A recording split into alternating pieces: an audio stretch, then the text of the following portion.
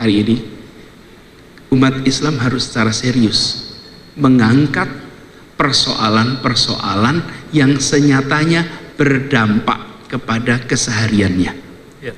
Pendidikan, lapangan pekerjaan, kesehatan, infrastruktur itu penting, tapi infrastrukturnya bukan hanya infrastruktur besar. Air bersih, air bersih mendasar sekali. Jadi saya membayangkan ke depan, kalau fokus kita juga memberikan keseriusan bahwa proses politik itu bukan hanya untuk mendapatkan kekuasaan, tapi proses politik itu adalah untuk menggunakan kekuasaan bagi kemaslahatan seluruh bangsa. Di situ proses politik itu. Sehingga ketika umat Islam berpolitik untuk menghasilkan sesuatu, untuk mendapatkan perubahan. Lihat apa yang terjadi di Turki, fenomena di Turki. Kenapa orang seperti Presiden Erdogan disegani, diikuti, meskipun belum tentu secara ideologi setuju dengan Erdogan. Tapi ketika ditanya, Anda mau pilih, saya pilih dia saja. Saya tidak cocok.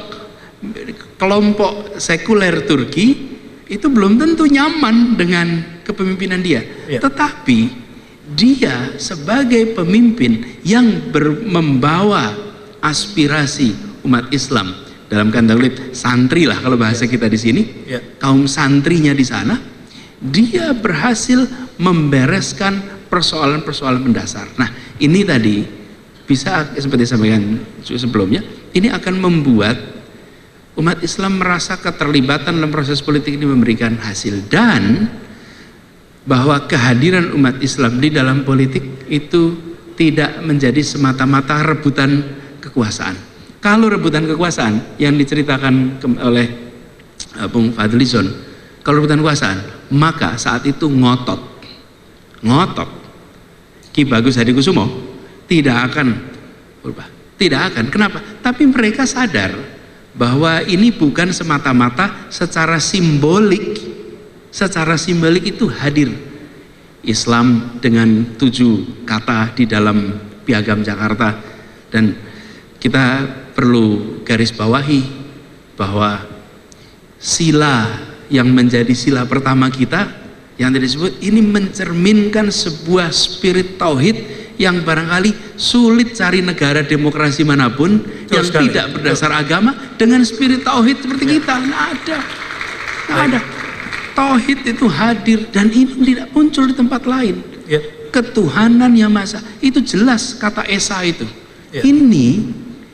Ini menggambarkan bahwa mereka menginginkan sebuah negara yang menghadirkan, nih yang katakan mereka, memajukan kesejahteraan umum, mencerdaskan kehidupan bangsa, melindungi segenap tumpah darah, terlibat dalam perdamaian dunia. Itu 4 itu yang mau dihadirkan. Jadi apapun identitasnya, mereka bilang oke dah, yang identitas kita pinggirkan dulu, tapi 4 inilah kita menghadirkan. Nah sekarang menurut saya ini PR kita, bahwa perjuangan politik bukan untuk menempatkan semata-mata sehingga merasa alhamdulillah ada yang sama. Seperti disampaikan, orang milih itu 2, karena sesuatu yang dia merasa sama dan sesuatu yang dia harapkan. Sama itu bisa jenis kelamin, bisa agama, bisa suku, bisa kebiasaan, macam-macam kesamaan. Nah tetapi kita sudah harus melampaui itu. Dan saya melihat bangsa Indonesia hari ini sudah makin siap, dan umat Islam sudah menunjukkan kematangannya berdemokrasi. Tadi Ustadz Jazir menyebut bahwa kita mengalami krisis kepemimpinan. Kemudian Pak Anwar Abbas menyebut soal keadilan ekonomi.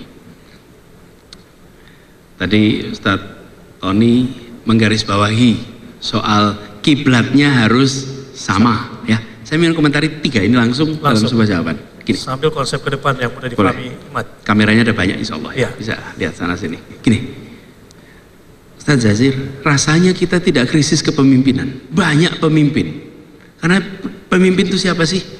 Imam itu disebut imam hanya dan jika hanya ada makmum. Oke. Kalau dia berdiri sholat sendirian, tidak bisa imam. Begitu ada satu orang ikut, maka dia langsung disebut imam. Pemimpin itu syaratnya diikuti secara sukarela.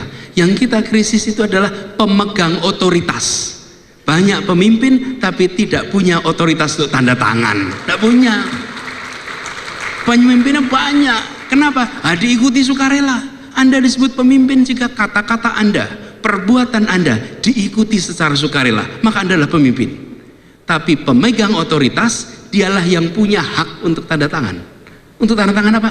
Alokasi sumber daya. Nah, ini yang nomor kedua nih. Alokasi sumber daya. Alokasi sumber daya. Jadi ketika tadi kita berbicara yang besar biar besar, yang kecil dibesarkan, maka kita membutuhkan pemegang otoritas yang sumber dayanya dipakai untuk membela yang kecil, mengangkat yang di bawah, memberikan kesempatan kepada yang di bawah.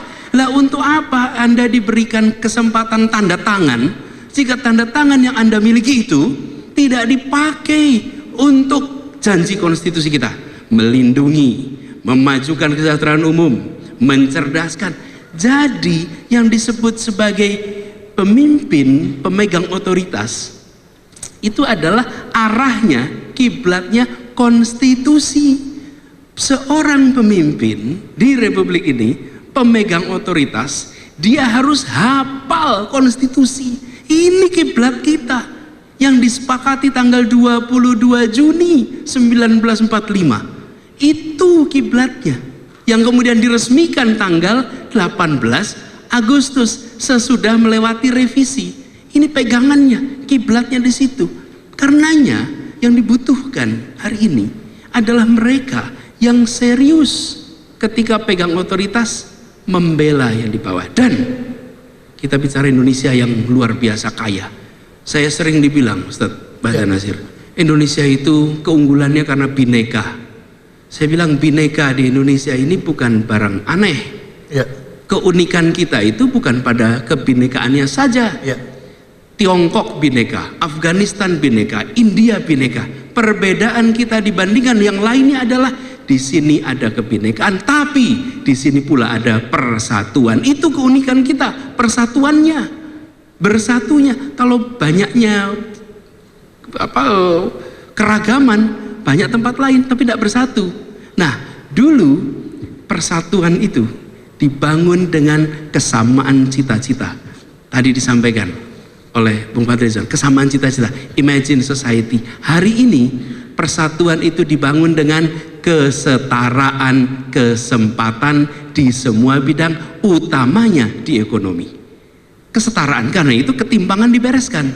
Ingin mempertahankan persatuan Indonesia, maka bereskan ketimpangan.